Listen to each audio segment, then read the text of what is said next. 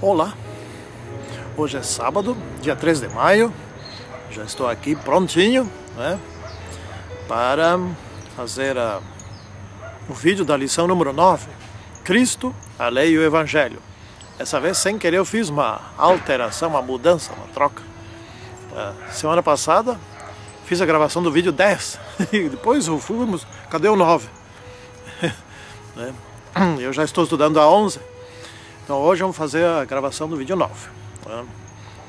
E aqui está um dia nublado, não está frio, está muito agradável. E é perfeito para se fazer o estudo da lição. Bom, afinal de contas, qual é o dia que não é perfeito para estudar a lição, né? Senhor Deus, agora te pedimos que tu estejas conosco nesse estudo, para que possamos compreender a respeito do assunto muito importante: Cristo e sua lei, o sábado, os mandamentos, a vontade de Deus, que são os assuntos que estamos estudando. Em nome do Senhor Jesus Cristo. Amém. Então, nosso assunto aqui desta semana a semana número 9 é Cristo, a Lei e o Evangelho. Eu vou ler, como sempre, o que está escrito em João, capítulo 1, versículo 17. A lei foi dada por intermédio de Moisés. A graça e a verdade vieram por intermédio de Jesus Cristo. O que isso quer dizer? Não é? O que é a lei? Em primeiro lugar, temos que entender o que foi dado por intermédio de Moisés. O que é a lei? A lei são 5 primeiros livros do Antigo Testamento, né, que Moisés escreveu. Isto é a lei. Quando na Bíblia fala a lei, ela não está se referindo exclusivamente aos 10 mandamentos, ou a lei cerimonial, não, está se referindo ao conjunto, ao que a gente pode chamar aqui de marco legal, né? Marco legal, que é o conjunto de leis que Deus deu ao povo de Israel. Neste marco legal estão incluídos os 10 mandamentos. Ali também tem leis que foram abolidas quando Jesus foi pregado na cruz. E tem várias leis que continuam até hoje, incluindo aqui os 10 mandamentos. Por exemplo, a norma, a orientação de Deus para nós não comermos carne imunda. Continua valendo. É importante ser saudável, tanto naquela época quanto hoje. E assim vai. Os 10 mandamentos, eu quero dizer uma coisa importante sobre os 10 mandamentos, que eu nunca ouvi alguém falar. Que é o seguinte: os 10 mandamentos foram escritos por Deus. Isso já ouvi falar, vocês também, né? Só que é o seguinte, ó, aí está o estilo de Deus escrever nos 10 mandamentos. É um texto pequeno, né? Texto pequeno, mas por aí a gente já pode estudar algo sobre como Deus escreve, como Deus se comunica. Eu anotei aqui: Deus foi claro, conciso e direto ao ponto. Bom, Deus que escreveu. Nós temos nesse mundo, nessa terra, um texto escrito por Deus. Alguém se dá conta da importância deste texto escrito por Deus? Por que não se estuda esse texto nas universidades? Diversos pontos de vista. Não só o conteúdo dos 10 mandamentos, os outros pontos de vista, né? Estilo literário, por exemplo, que estava falando antes. Por que ele escreveu, etc. Qual é a importância desse texto? Existe um texto aqui nessa terra, que está nas Bíblias. E inclusive está escrito em tábuas de pedra. Bom, nós vamos estudar essa parte aqui na terça-feira, na parte de terça-feira. Então deixa para chegar mais adiante, né? Eu acho que é na parte de terça-feira. Bom, então vamos seguindo aqui o nosso estudo. A pergunta que Paulo faz que nós estudamos na parte de domingo, convenhamos, é um perguntaço, né? É uma excelente pergunta, eu gosto dessa pergunta. É a lei pecado? O que quer dizer essa pergunta? Né? O que Paulo quer dizer com essa pergunta? A lei é a lei ruim? Vamos dizer em outras palavras. A lei precisa ser mudada? A lei não é boa? A lei está imperfeita? A lei é condenável? A lei não presta? Ele responde assim, de modo nenhum. O gaúcho, se Paulo fosse gaúcho, ele teria respondido um pouco diferente. Ele diz, mas de jeito nenhum. Não é? Mas, em primeiro lugar, leis, qualquer lei, e principalmente as leis de Deus, e talvez mais ainda os 10 mandamentos, existem para orientar. Isso é a função da lei. E os 10 mandamentos, especificamente dentro de todo marco legal, tem a função de orientar para nós nos amarmos mutuamente, sermos felizes uns com os outros. Né? E em específico, dentro dos 10 mandamentos, o 4º mandamento tem a função essencial de nós ligar nossa criatura com o nosso Criador. Está lá escrito, lembra-te do sábado para santificar, porque em 6 dias Deus fez, né, todas as coisas, inclusive nós. Então, esse é o ponto fundamental da lei de Deus. Manter o amor, coisa que hoje está desaparecendo. Né? O que está acontecendo? O amor de quase todos se esfriará. Né? E por se multiplicar a iniquidade, que diz ali, o amor de quase todos se esfriará. E nós estamos vendo, pelos noticiários, que os pais, grande parte dos pais, não amam mais os filhos. Simplesmente abandonam os filhos. E olha o que muitos estão fazendo. Doando seu esperma. Muitos homens estão fazendo. Doando esperma para fertilizar mulheres que não podem ter filhos. O marido tem algum problema. Esses espermas ficam lá no laboratório e ninguém sabe quem é o pai. Gente, o que é isso? Eu jamais faria uma coisa dessas. Ter filhos por aí que eu não sei como estão sendo educados, que eu não sei em que condições estão vivendo, sob que regime espiritual estão crescendo, que serão de adultos. Eu não tenho o menor controle sobre os meus filhos. Complicado. O amor de quase todos se esfriará. Né? Por quê? Porque ninguém mais está obedecendo os mandamentos de Deus. Aliás, eu quero fazer uma pergunta aqui. É a lei pecado? Então, vou fazer outra pergunta. Como é que aqueles que guardam o domingo estão guardando o domingo? Essa é uma pergunta muito importante. Ou seja, se o sábado caiu também o modo de como se deveria santificar o sábado, no caso agora, para o domingo, porque o domingo não é outra coisa senão um feriado. O domingo o supermercado abre, fruteiras abrem, etc. Tem corrida de Fórmula 1, tem jogo, tem um monte de coisas, etc.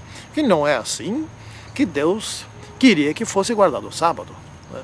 Então, na verdade, hoje, quem santifica ou guarda o domingo, santifica não, quem guarda o domingo, não guarda dia nenhum.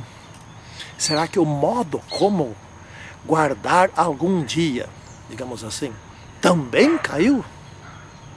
O que está sobrando então da Bíblia? Não é? As tábuas da lei foram escritas em tábuas de pedra. Né? E por que em tábuas de pedra? Porque naqueles tempos, quando eles saíram do Egito, os israelitas, que deviam ser os guardiões da lei, não ter a exclusividade da lei, não, nada a ver. Deviam ser os guardiões da lei. Eles deviam ensinar os outros. Primeiro eles deviam aprender serem transformados por aqueles mandamentos de amor, amar uns aos outros, como amar a Deus. Esse é o foco principal dos 10 mandamentos. Nós estamos agora nos 10 mandamentos, dentro do marco legal israelita, não é? Do povo de Deus. Então, essa lei, a lei dos 5 livros do Novo Testamento, do Velho Testamento, e principalmente os 10 mandamentos, deviam ser o diferencial.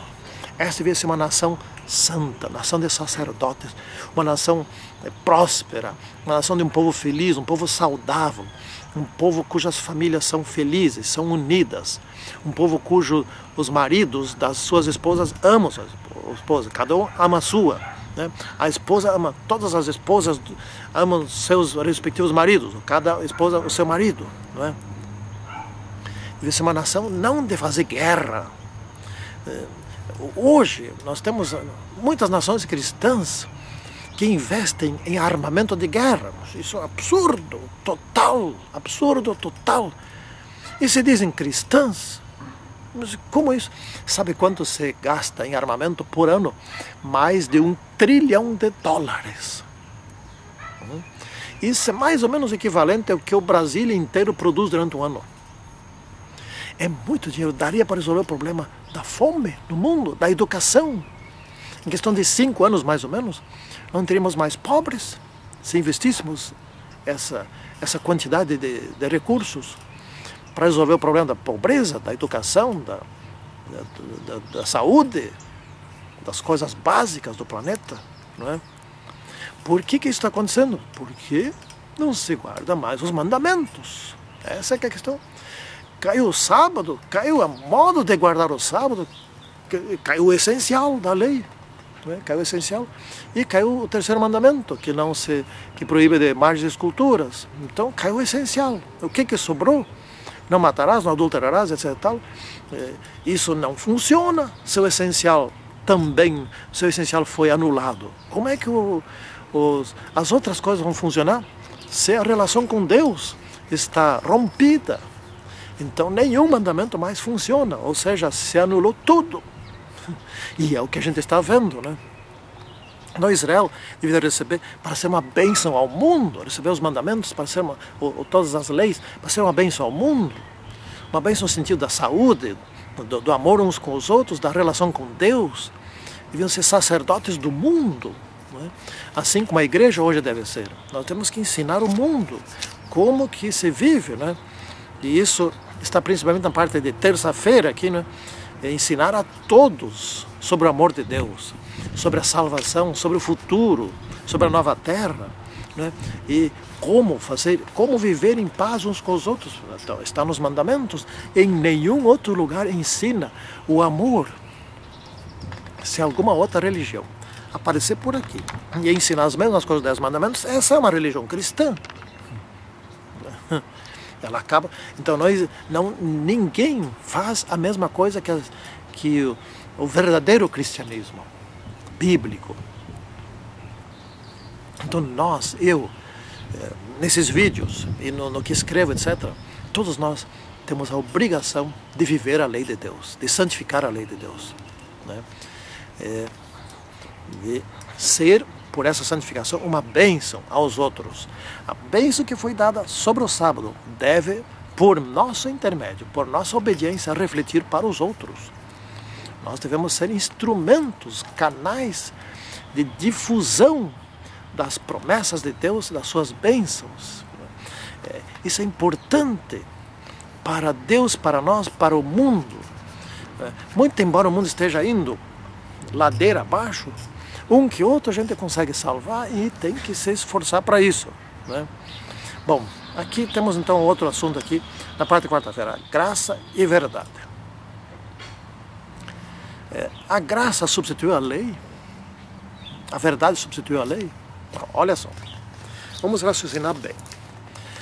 Vamos supor que quando Jesus ressuscitou, tenha se anulado a lei, como outros dizem, tenha se anulado o sábado, enfim, tenha se anulado parte da lei ou toda a lei, etc. Vamos supor que tenha sido assim.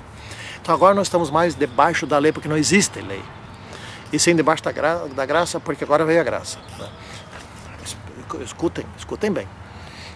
Paulo, quando disse que nós não estamos mais debaixo da lei, não estava dizendo que não existe mais lei, certo? Então nós estamos só supondo aqui.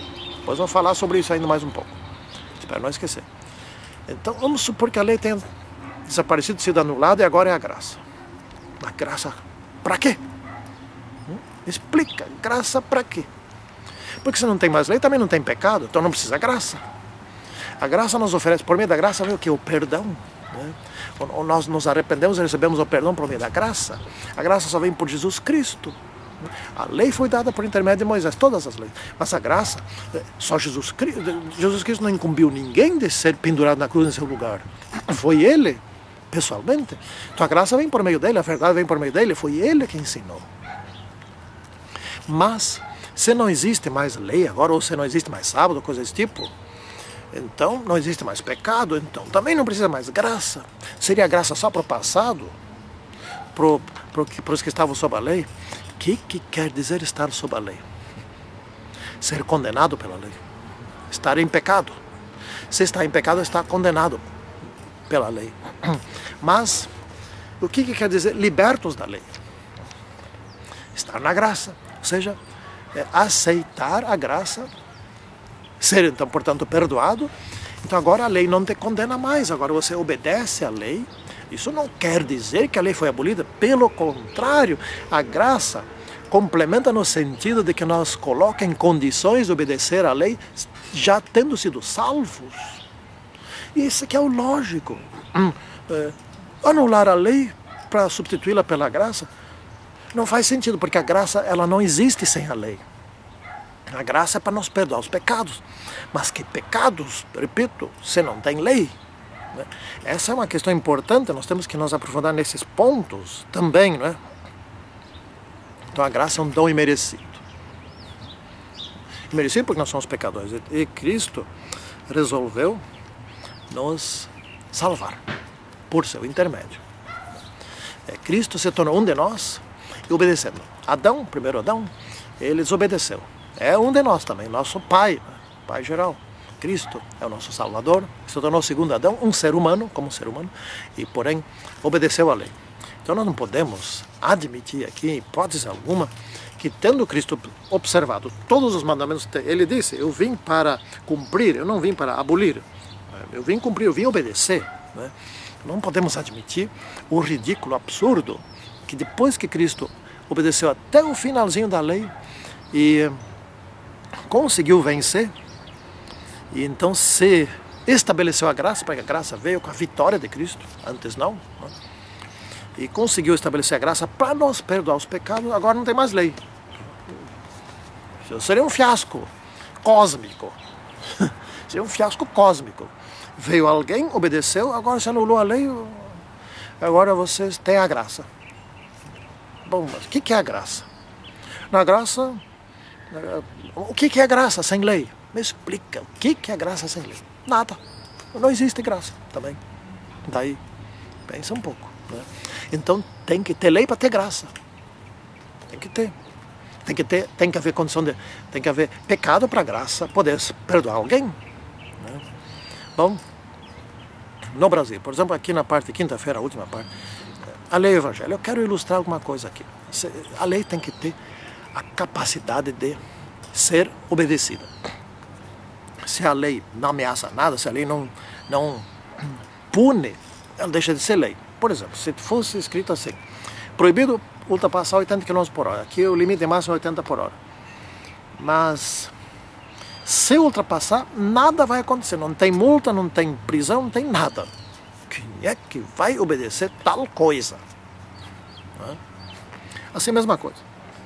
Você tem que obedecer a Deus. Porém, se você desobedecer, não acontece nada. Quem é que vai obedecer? Satanás viria aqui e disse, vamos todo mundo desobedecer aqui, porque é uma boa, todo mundo vai viver eternamente igual, etc. Aqui no Brasil nós temos o código, o ECA, né?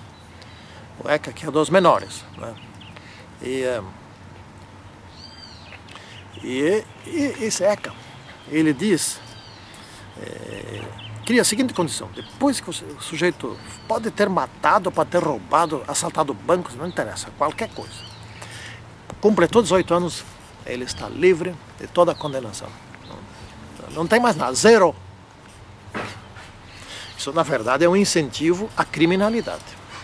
Eu não estou querendo dizer aqui que os menores devem ser presos e tratados como os adultos. O que eu estou querendo dizer aqui é que tanto menores quanto adultos precisam ter uma oportunidade de se reciclar, de se arrepender e se tornarem bons cidadãos.